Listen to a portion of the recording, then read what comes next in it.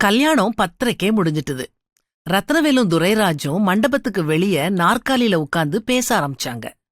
2 பேரும் ஒரே பள்ளியில ஒரே வகுப்புல படிச்சவங்க. இப்போ 40 வருஷம் கழிச்சு சந்திக்கிறாங்க. பழைய கதைகளை பேசி தீத்தாங்க. பேசிக்கிட்டு இருக்கப்பவே ரத்னவேல் 4-5 சிகரெட்டை ஊதி தள்ளுனாரு. இத பாத்துக்கிட்டு இருந்த துரைராஜ் மெதுவா ரத்னவேல பார்த்து கேட்டாரு, நீ குடிக்கிற சிகரெட் பாக்கெட் என்ன விலை? 120னாரு ரத்னவேல். ஒரு நாளைக்கு எத்தனை பாக்கெட் குடிப்பேன்னு இவர் கேட்க, அவர் 3னாரு. துரைராஜ் கணக்கு போட ஆரம்பிச்சாரு. 3 × 120 360 ரூபா.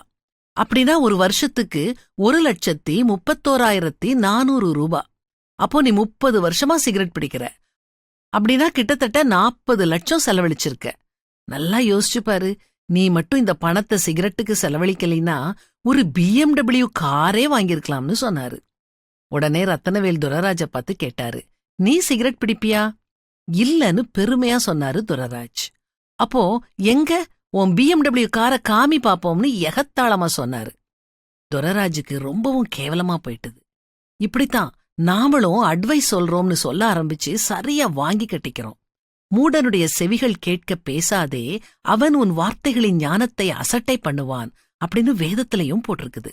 ஒரு அறிவாளிக்கு அறிவுரை சொன்னா அவன் அதை கேட்டு அதன்படி நடப்பான்.